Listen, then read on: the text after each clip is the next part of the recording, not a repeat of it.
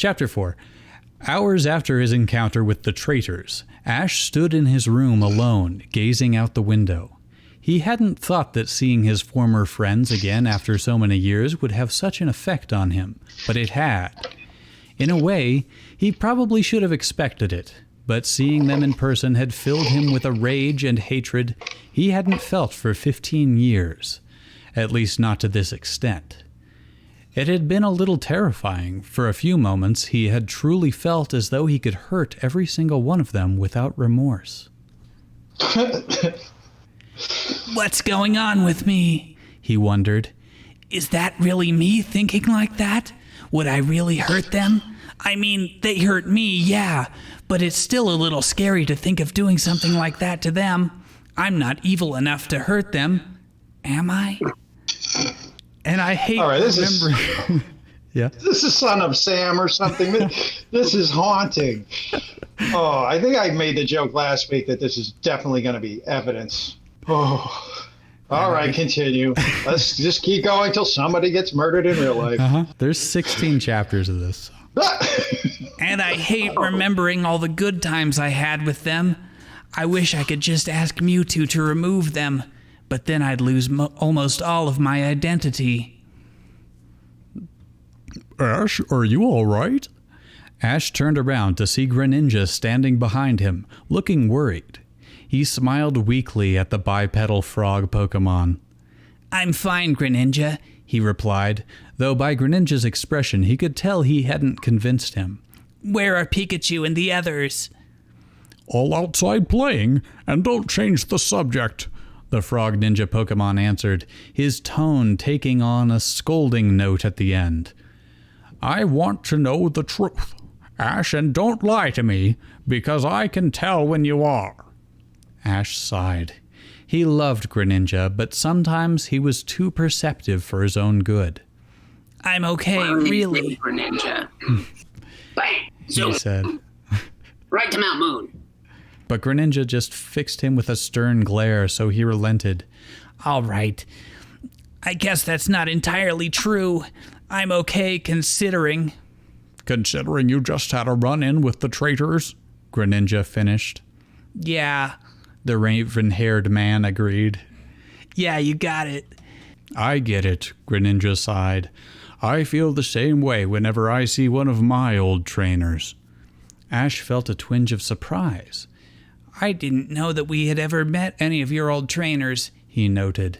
Then again, he supposed it wasn't entirely a surprise. After all, with all the traveling they had done in Kalos, they were bound to run into a few of Greninja's former trainers, if only in passing. That's because I never told you, the frog-like Pokémon informed him. I don't like to talk about them much.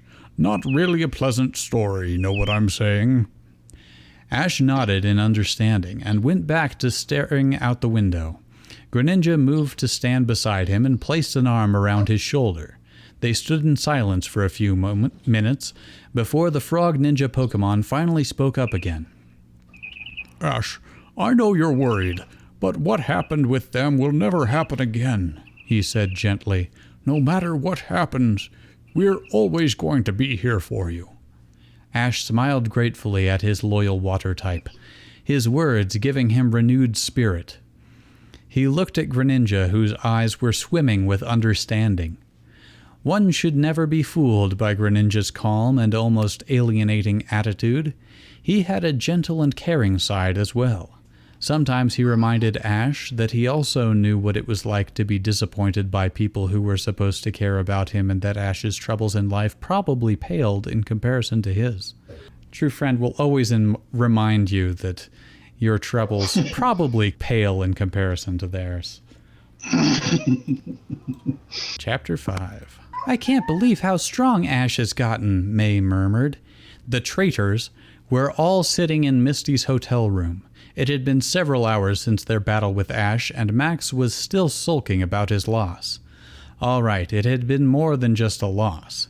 It had been an absolute ass-kicking humiliation, which would explain why he was so sullen. I still say he cheated, Max snapped heatedly. There's no other way he could have beaten me. May sighed. Max, you're my brother, and I love you, but you can't go around accusing people of cheating just because you lost, she said tiredly. Even though Max was an adult now, he still acted like the immature 6-year-old he'd been when they first met Ash. Well, they do cheat, Max retorted. And why are you siding with Ash? We betrayed him, remember? I'm not siding with him, May snapped irritably, resisting the urge to slap her brother across the face. I'm just saying that it doesn't look good to throw a tantrum every time you lose to someone. Iris rolled her eyes. Honestly, you're both such little kids, she said irritably. Let's focus on the problem at hand, okay? We need to figure out a way to take down Ketchum once and for all. That won't be easy, Dawn said confidently. Oh, sorry, that will be easy, Dawn said confidently. Oh. That will be easy. He had a lucky break today. When we get serious, we'll get him good. Brock sighed. Don, he creamed us all today. What makes you think that was entirely due to luck? The Pokémon doctor asked dubiously. Dawn glared at him. Well, what makes you think he could really be as strong as he looked today? Misty retorted in defense of Dawn. The last time we saw him, he was just a weakling who couldn't win a league to save his life. But that was 15 years ago, Sillon pointed out. Still, Misty said, not wanting to believe that the boy she had betrayed had become more powerful than her. There's no way Ash could possibly be that strong. Dawn's right, he just got lucky. We'll prove to him that he's still the weak trainer he always was. The others nodded in agreement. I'm glad we betrayed that loser, Tracy declared. Me too, May agreed. Now I have time to focus on my Pokémon contests. And I have time to work on becoming a Pokémon doctor, Brock added. And I've been spending my time training my water-type Pokémon, Misty chimed in. Our lives are so much better without Ash around, Iris said. And Delia seems so much happier without him, said Misty. She doesn't have to be ashamed of her son anymore. Ash isn't her son anymore, though. He said so himself, May pointed out. Misty shrugged. So, same difference, she replied flippantly. The point is, Ash isn't dragging us down anymore. We all finally have time to focus on what's important. The others sighed. They knew she was right, but they all wanted revenge on Ash for humiliating them like that. There was no why he was getting away with this. Max was all for running off to find his former idol right then and there, but May stopped him. Suddenly, Iris's eyes widened with anger. I just thought of something, she yelled furiously. I'll bet that asshole has our missing Pokémon. I'll bet he's got Axew. That asshole, Dawn snarled furiously. I'll kill him with my bare hands if he has my Banerian Piplup. Don't you mean Ursaring hands? And he'd better not have Starmie. That's the bear. Misty Pokemon. spat. Yeah. Clenching her fists as her cheeks burned red with rage, the others backed away from her. She was a redhead, which said something about her temper. Norgalade, Max added angrily. Brock tried to calm the angry friends down. Calm down, guys, he said placatingly. Placating? What does that sound like? Sounds like someone saying, yeah. Calm down, guys. We'll just have to steal our Pokemon back from Ash or force him to return them to us. I'm all for forcing him, Misty growled. The more chance we have of hurting him, the better. How are we going to do that, though? Dawn asked. He's the leader of this region. He could arrest us if he wanted, and there's nothing anyone would be able to do about it. We're going to have to confront him later during the tournament, Brock decided. We'll have to do it sometime when he's alone, though. Then he won't be able to call for reinforcements. Who cares about that? Misty yelled. I want my Starmie back. Calm down, Misty, Brock said calmly, used to the redhead's fiery temper by now. We won't have long to wait. Tell you what, we'll corner him tomorrow morning, okay? Does that work for you? Everyone nodded, even Misty, though she looked reluctant. She muttered something about ripping Ash limb from limb or stealing her precious Starmie as she paced back and forth across her room. Jeez. That Greninja. Everybody's crazy? All the traitors, obviously. Oh, yeah, the traitors. That Greninja really was something else, though, Max remarked. Max scowled at her, still not over his loss. Oh, sorry, May remarked that, and Max scowled at her. It wasn't that great, he said grumpily. Max, did you see the way Greninja destroyed all of our Pokémon? And Ash said he was only using the bare minimum of his power, his sister countered. Trust me, that Greninja is really powerful. Max nodded, his eyes lighting up. You're right, and a weak Pokémon like that doesn't belong with Ketchum, he said determinedly. Okay. We're going to get that Greninja if it's the last thing we do. What happened to agreeing that he only won because he got lucky? Salon asked. May just shrugged. He did get lucky. Lucky to have a Greninja as powerful as that to bail him out, she answered. But that's going to change soon because we're going to take Greninja, Max added. A powerful Pokemon like him deserves only the best trainer, and that's me. Misty snorted. You? She asked incredulously. Please, as a water-type gym leader, I should be the one to train Greninja. You wish. You're not even half as strong as me, Max replied arrogantly. Ha! Don't make me laugh, Pipsqueak. That's rich coming from the girl whose sisters called you a runt. Why, you... guys? Iris said, cutting off Misty and Max's bickering. Shouldn't we focus on getting our Pokemon back first and stealing Greninja? Yeah, you're right, Misty agreed. Come on, let's get some sleep so we'll be sharp in the morning. We have to be ready to deal with Ash. He won't know what hit him. What did Max just say? He said he was you stronger than me? Yeah. You're not even half as strong as me. Do we want to keep going with this one or switch over to something else? I just finished my drawing for this one, so let's continue. Okay. Yeah. Kind of want to see what happens. Am I into this now? Where am I? Someone tell me how to feel. The following morning, Ash woke up to the sound of someone banging on his door. Yawning, he pulled on a jacket and baseball cap before opening the door to see the traitors standing there, looking ready to kill. Out with it, Ketchum, Iris snapped, advancing towards him. Where's Axew? What have you done to him? Not here, and nothing, Ash replied honestly. He smirked inwardly. They were in for a very nasty shock when they find out where their missing Pokemon were. Misty scoffed. Don't try to lie, loser. We know that you have our missing Pokemon, she sneered. So I suggest you give them back before you... I never said I didn't have them, did I? Ash interrupted. The traitors looked confused. Why wasn't he trying to deny anything? He had more or less just admitted to stealing their Pokemon. Why are you telling us this?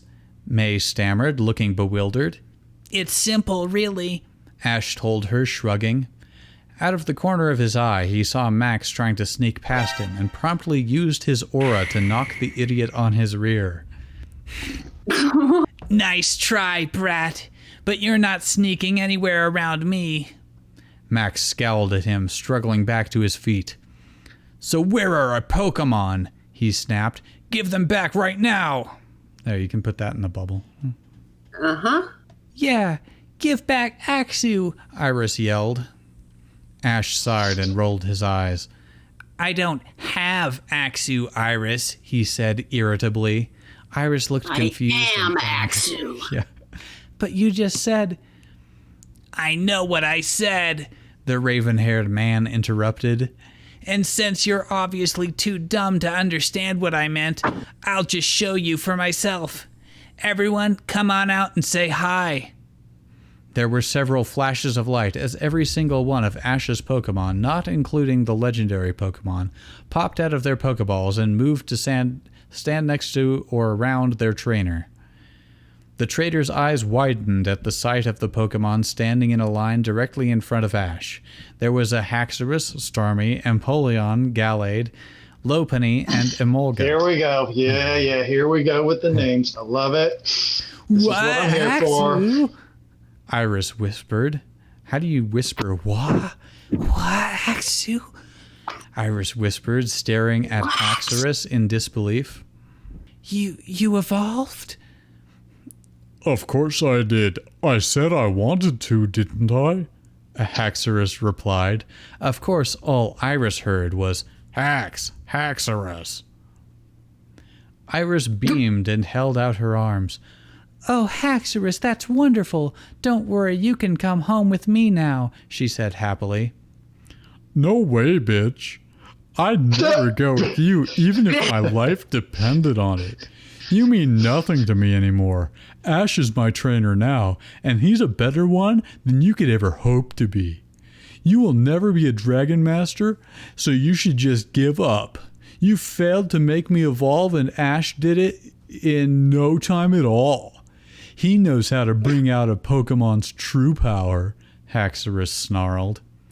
Iris still couldn't understand exactly what her former partner was saying, but the pure hatred in Haxorus's eyes as he looked at her was more than enough to get the point across. Ash took great pleasure in seeing the way her shoulders slumped and she bowed her head in defeat. Starmie? Misty stammered. What about you? Will you come back to me? What should Starmie sound like? No way in hell! I'd rather die than go back to you. You're the Magikarp of gym leaders. Starmie sneered, firmly turning her back on her former trainer. Misty gaped at her in disbelief, tears filling her eyes. Ash smirked at the look on her face. Piplup, you evolved too, Dawn whispered, looking at the Empoleon that had once been her partner Piplup. Empoleon just glared at her, but Dawn wasn't about to give up. Come back to me, please. You'll be happy with me, I promise. No, sorry. See, I'm not exactly in the business of joining up with people who betray their friends, Empoleon spat. Like Starmie, he turned his back on Dawn and stuck his nose in the air. Dawn fell to her knees, crying uncontrollably. Ash and his Pokémon laughed at her, even Greninja, who would normally never do such a thing. What have you done, Ketchum? Max shouted, moving as if to attack him. You've turned our Pokémon against us. Please, Ash didn't turn us against anyone. You did that all by yourselves when you betrayed him, Lopunny scoffed. Oh man, I have a feeling that whatever voice Hawlucha would have would be some kind of racist stereotype. Mm-hmm. I'll just get to it.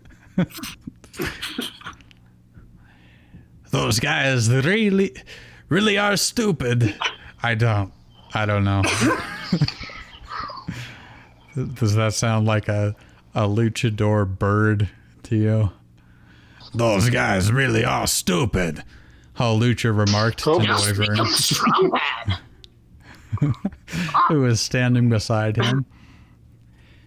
Emolga, please, Iris whispered. Haxorus, you guys have to come back. I don't even remember. What is a Molga? A flying squirrel. So like Rocket J Squirrel. I don't think I can do Holy it. smokes, Bullwinkle! Oh, we don't have to do anything you say, bitch face. How common is this kind of talk to the Pokemon parlance? Well, it's not exactly canon. Yeah, okay. It seemed like they were the last Ash is our trainer now. bitch. We listen to him and his family only. Okay, Emolga snapped. But Iris didn't seem to have anything to say and simply fell silent, a devastated look on her face. enough, Brock snapped. Don't forget what else we came here for, everyone. At that, the heartbroken traitors nodded, though Ash could tell it took effort. Right. To nod? Dawn sniffed, wiping her eyes. I would love to do the detective Pikachu voice for Pikachu, but yeah, I don't know if I can make Ryan Reynolds distinct enough. Well, then do... Just love yourself a lot. Then just do Danny DeVito. Okay. Oh, great. That's, yeah. Oh, great. They're up to something else, too. Pikachu groaned. Can't expect less from traitors, though. May we have the honors, Ash? Empoleon asked. Ash nodded his approval and smirked at the traitors. Empoleon, Haxorus, Gallade, Emolga, Starmie, Lopunny, attack! He roared. The traitors didn't even have time to cry out in protest before their former Pokemon friends launched several different attacks on them, solidifying the end of their bonds with them. They turned away and left, broken, defeated, and yearning for revenge.